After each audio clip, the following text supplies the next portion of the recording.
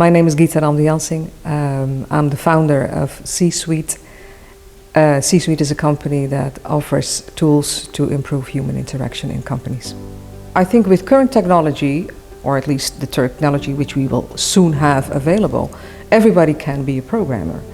The biggest challenge in there is going to be how are we going to humanize technology. So I think in that sense we need much more domain experts to help us humanizing technology. During the times that I started working in the 90s, I was fascinated by how different systems work. From process to quality, how end products were developed at the time. So technology as we know it right now was not available.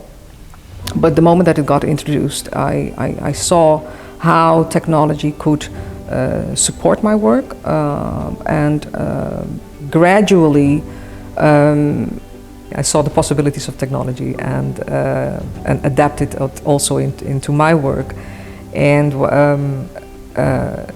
so I'm a user of technology. I'm not a programmer, but I do think that with domain expertise, which is becoming much more important nowadays,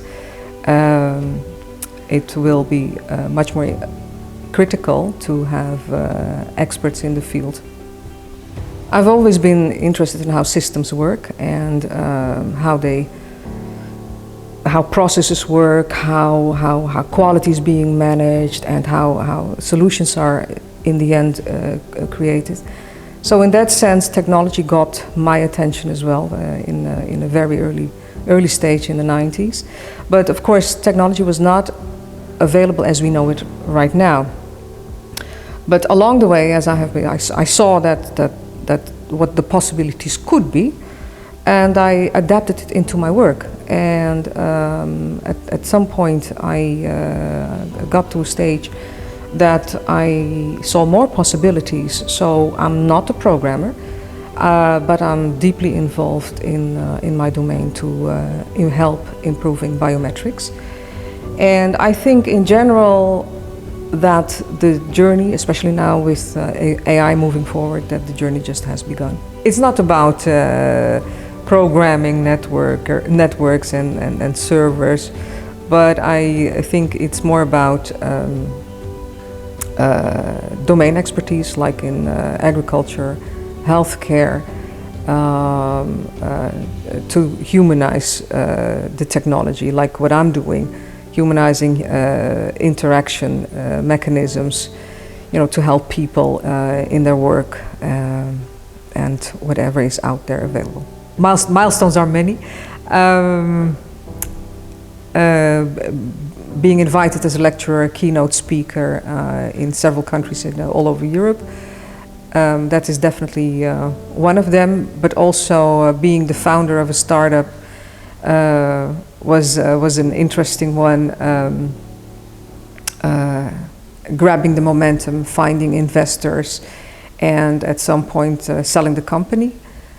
I think the publishing of my first book, being a digital nomad, and having the privilege of combining my work and life here in Malta. I think as a pioneer, you face a lot of challenges. It's about is the technology advanced enough? Is society ready to adapt to this new change? There are many challenges as a pioneer. On top of that, I think the challenge is more on the other side of the table. Being a pioneer is not the privilege of being a woman or gender related, or that it's related to your socio-economic status, or you name it. So I think, being a woman, is secondary, I think, in that sense. One of the interesting projects I have worked on is developing an observation-based technology to predict human interaction. One of the most valuable lessons I learned through my career is to trust my gut feeling and never to take advice from somebody who has not been there.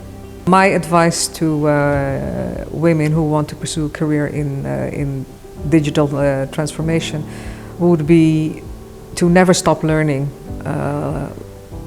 and remain curious.